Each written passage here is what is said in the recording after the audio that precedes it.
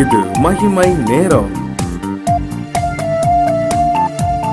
கிறிஸ்துவுக்குள் மிகவும் பிரியமான மகிமை தொலைக்காட்சி நேயர்களை இந்த மகிமை நேரம் நிகழ்ச்சியின் மூலமாய் சந்திப்பதில் மிக்க மகிழ்ச்சி அடைகிறேன்.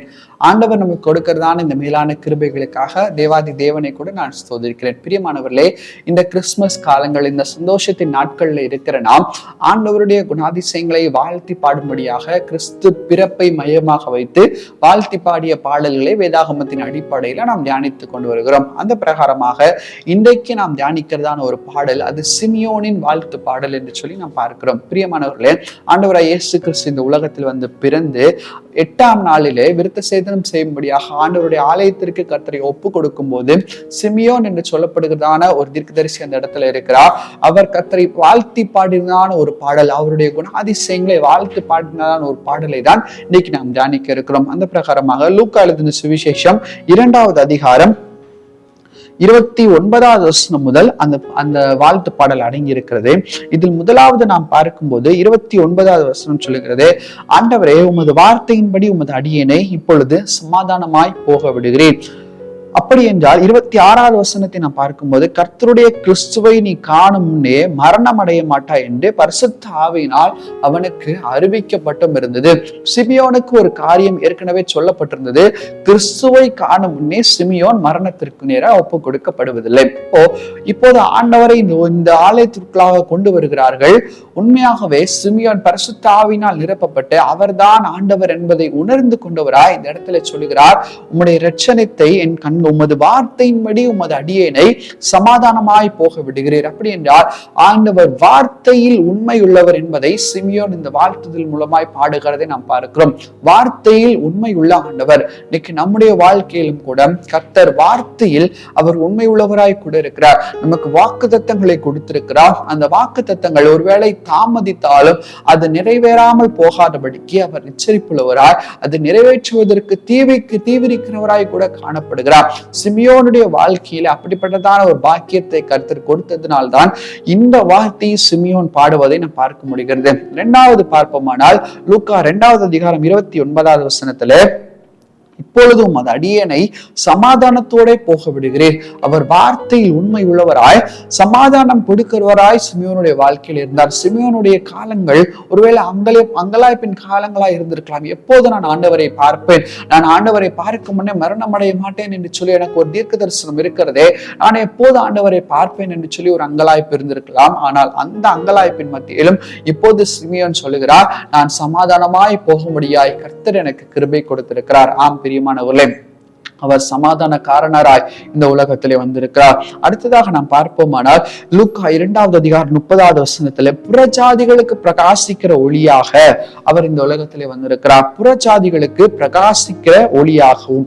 புறஜாதிகள் என்று சொன்னால் ஆண்டவர் இந்த உலகத்திலே வந்து பிறந்தது எல்லாருக்காகவும். அவர் யூதருக்காக மாத்திரமல்ல, அவர் இஸ்ரவேல் குடும்பத்திற்காக மாத்திரமல்ல, அனைவருக்காகவும் கர்த்தர் இந்த உலகத்திலே வந்து பிறந்திருக்கிறார். அனைவர் மேலும் இந்த ஒளியானது பிரகாசிக்க வேண்டும் என்று சொல்லிதான் கர்த்தர் எதிர்பார்க்கிறார், கர்த்தர் ஆசைப்படுகிறார். பிரியமானவர்களே, இன்றைக்கு நம்முடைய வாழ்க்கையிலும் கூட இந்த ஒளியானது பிரகாசிக்கிறது.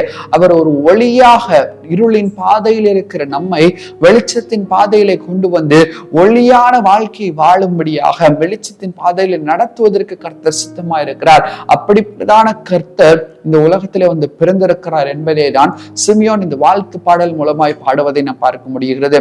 பிரஜாதிகளுக்கு பிரகாசிக்கிற ஒளியாகவும். அடுத்ததாக நாம் பார்ப்போம்னால் இஸ்ரவேலுக்கு, உம்முடைய ஜனம் ஆகிய இஸ்ரவேலுக்கு மகிமையாகவும். ஆம் பிரியமானவர்களே, கர்த்தர் இந்த உலகத்துல வந்து பிறந்தது அநேகருக்கு மகிமை செலுத்துகிறதான காரியமா இருந்தது. புறஜாதிகளுக்கு பிரகாசிக்கிற ஒளியாகவும் இஸ்ரவேலுக்கு மகிமை செலுத்துகிறதான ஒரு காரியம் தான் இந்த இடத்துல நாம் பார்க்கிறோம். அடுத்ததாக நாம் பார்ப்போமானால் 1வது வசனத்துல, தேவரீர் சகல ஜனங்களுக்கு முன்பாக நீர் ஆயத்தம் பண்ணின உம்முடைய இரட்சணியத்தை என் கண்கள் கண்டது.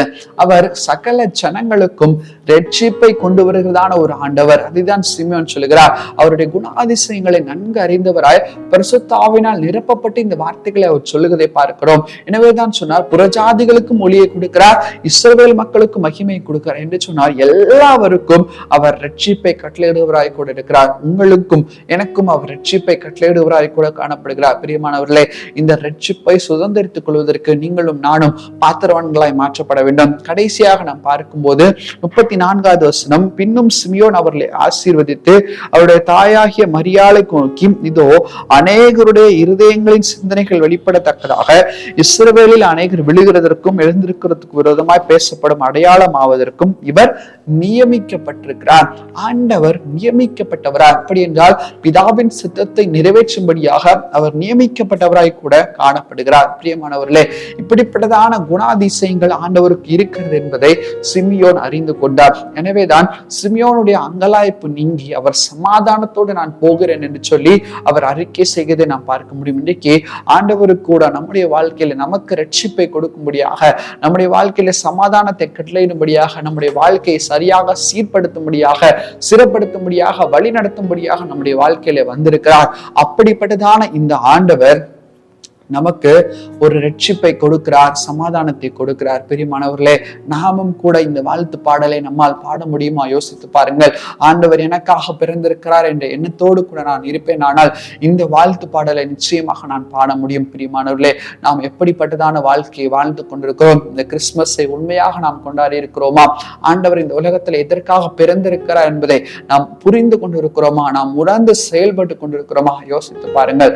அப்படி நான் ஒருவேளை இல்லை என்று சொன்னால் இன்றைக்கு ஒப்புக் கொடுங்க. கர்த்தாவே, நீர் எதற்காக எனக்காக பிறந்திருக்கிறேன் என்பதை நான் உணர்ந்து புரிந்து செயல்பட்டு வாழ, உண்மையான கிறிஸ்துமஸை நானும் என் குடும்பமா செயல்பட நீர் எனக்கு கிருபை கொடுமை என்று சொல்லி கர்த்தரிடத்துல கேட்போம்.